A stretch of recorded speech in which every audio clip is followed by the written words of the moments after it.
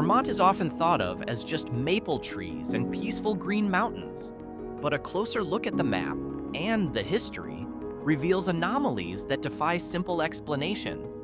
From ghost towns that vanished administratively to international borders slicing through people's living rooms, Vermont is a social and geographic oddity lab in the heart of America. Here, weirdness isn't just a side story, it's part of the culture, fueled by its eccentric communities. We're breaking down 15 locations that define the other side of the Green Mountain State, where logic often ends at the welcome sign. Let's explore the strangest towns in Vermont that might just change how you see this quiet corner of New England.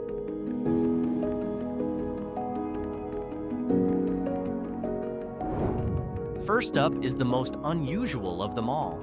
Imagine checking out a book from a library, but needing to cross an international border just to reach the biography section. That's everyday life in Derby Line, a town physically split between the United States and Canada. The most iconic structure here is the Haskell Free Library and Opera House, built directly on the border. A thick black line runs across its wooden floor, putting the stage in Canada and most of the audience in the US. Since the post-9/11 tightening of border security, the town has grown even stranger. Residents risk hefty fines for simply crossing the street without reporting to customs, even if they're just waving to neighbors across the sidewalk.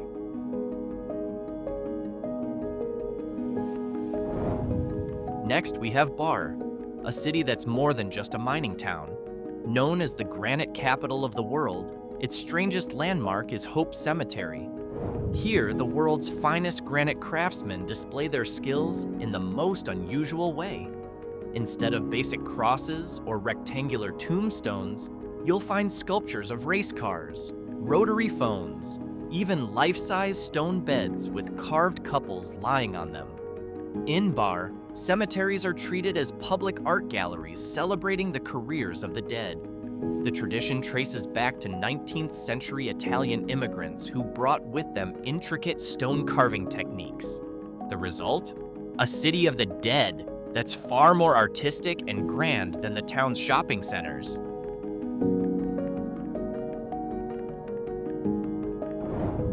Then there's Glastenbury, a town with an administrative anomaly. Officially, it no longer exists after its population dropped to 0, making it an uninhabited ghost town. It's located in the heart of the Bennington Triangle, an area infamous for a series of strange disappearances between 1945 and 1950. The most famous case was Paula Weldon, a college student who vanished without a trace while hiking. What makes Glastenbury so eerie is the atmosphere. The Long Trail forest here seems to swallow sound. Though it has no residents, Glastenbury still holds the status of an unorganized town. All that remains are moss-covered foundations and ruins, creating an unnerving silence for hikers brave enough to cross without a guide.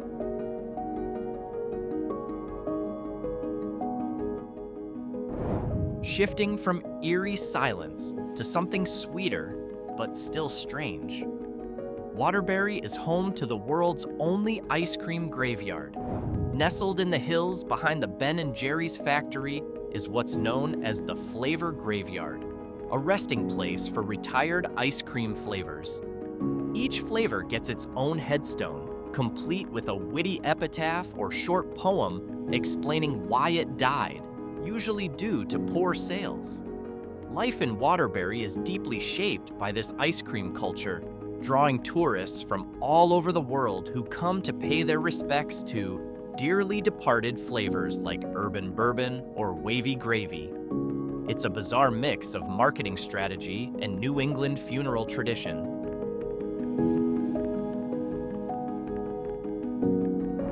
Not far from Waterbury, Montpelier holds a unique record. It's the only state capital in the United States without a single McDonald's. The city is fiercely protective of local businesses, making it hard for big chains to navigate the local regulations. What makes Montpelier strange is its scale. With just about 8,000 residents, it feels more like a village than a state capital. Its gold-domed state house stands proudly among indie bookstores and unnamed coffee shops. Locals take pride in the absence of billboards, banned across all of Vermont.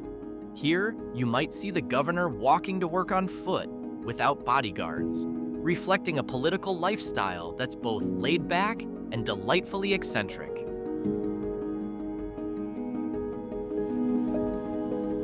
While Stowe is best known as a luxury ski destination, it also hides a darker side at Gold Brook Bridge, better known as Emily's Bridge. This covered wooden bridge is the center of Vermont's most famous urban legend. The story goes that a woman named Emily took her own life here after her lover never showed up. Since then, many have reported unexplained scratches on their cars and the sound of footsteps on the wooden planks at night. Interestingly, this creepiness has become part of the local economy. Stowe doesn't just sell ski passes, it also offers paranormal tour packages. Emily's Bridge is one of the oldest functioning wooden bridges in the state, giving it an eerie, old-world charm right in the middle of a modern resort town.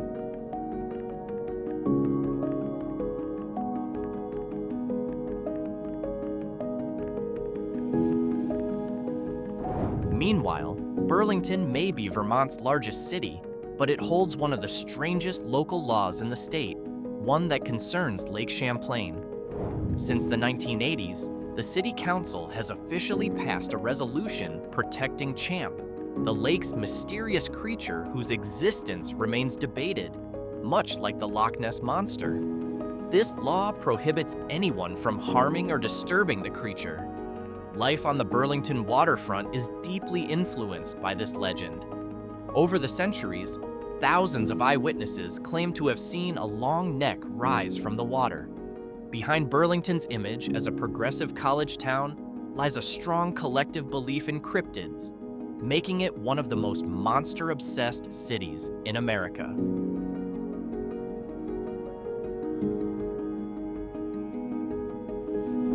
If Burlington is strange for its obsession, this next town takes a different path.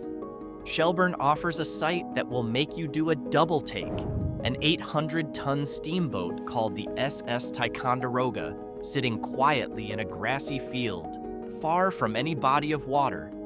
This is part of the Shelburne Museum, founded by Electra Havemeyer Webb. Shelburne's oddity lies in the museum's concept of collecting entire buildings. Webb relocated a lighthouse, a one-room schoolhouse, and even a covered bridge from across Vermont to this single property. Moving the steamboat in 1955 required building a custom railroad line through the forest. This is a town where history isn't locked in glass cases, but laid out across the land on a massive scale.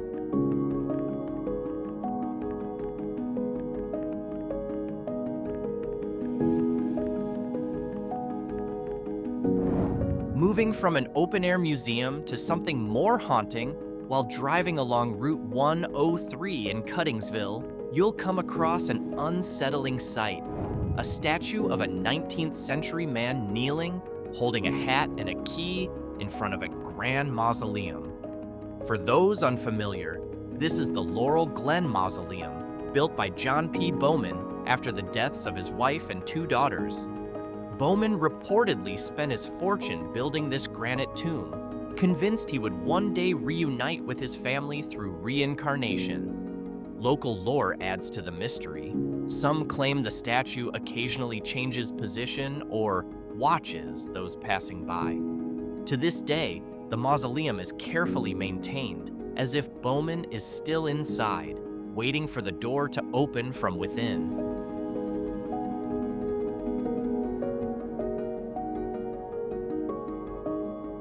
This next town is just as strange.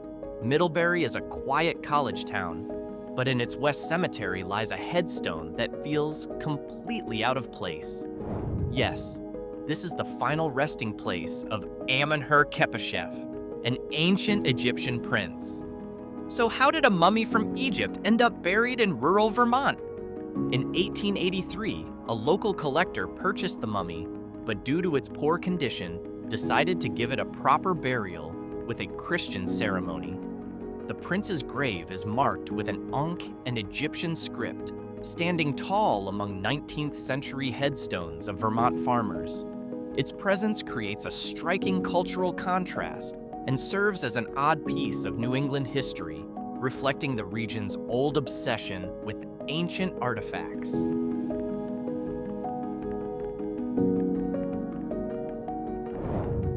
Then there's Newfane, often described as the most beautiful village in America. But its beauty brings a kind of discomfort, an uncanny valley effect, where everything looks just a little too perfect. Every building in the town center, from the courthouse to the church, is painted in matching clean white and built in flawless Greek Revival style. There are no messy power lines, no trash, and almost no signs of modern activity.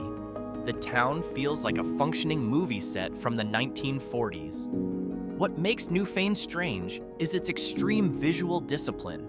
Life here moves at a slowed-down pace, and its rigid historical aesthetic makes it feel more like a living museum than a 21st century community.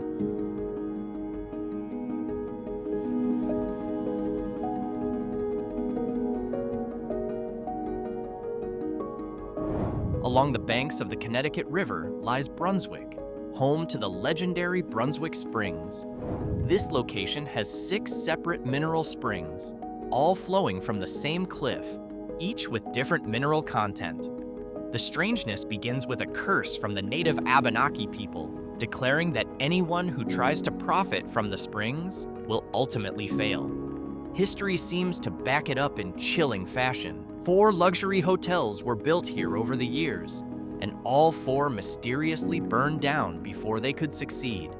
Today, Brunswick Springs is a quiet, forgotten place. Locals still honor the old curse by never building on the site, allowing nature to reclaim the blackened remains of the hotel foundations.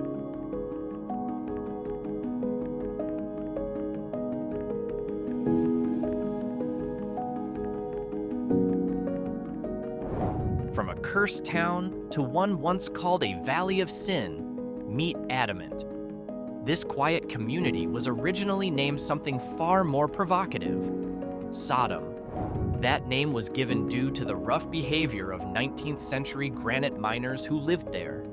But in 1905, embarrassed locals petitioned to rename the town Adamant, a word meaning an unbreakable stone, symbolizing their firm commitment to change. The town's oddness didn't stop with the name.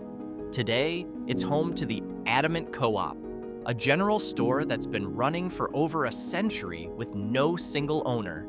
There are no traffic lights here, but tucked in the woods is a renowned music school. Adamant's transformation from a hub of vice to a haven for introverted artists makes it one of Vermont's most unique corners.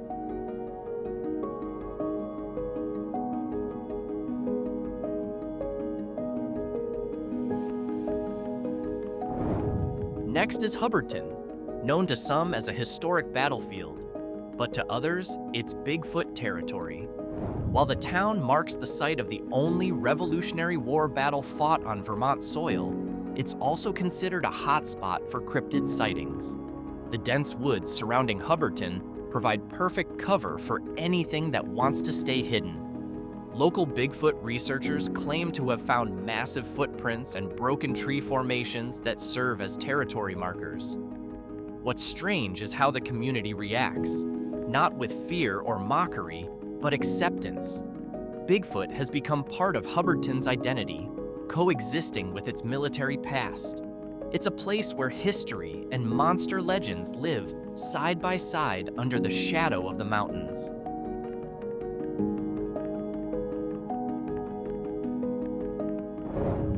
Last is Dummerston, a symbol of Vermont's resistance to outside authority. During colonial times, the government tried to rename the town Fulham in honor of British nobility, but locals flat out refused. For decades, they ignored the change in all official documents and daily life, continuing to write Dummerston on every letter and trade record until the government finally gave up. The town spirit also lives in the West Dummerston Covered Bridge, the longest active wooden bridge in the state. Dummerston is home to people who hold tightly to tradition, where a name means more than outside approval. It's a living example of how small communities protect their identity, no matter the pressure.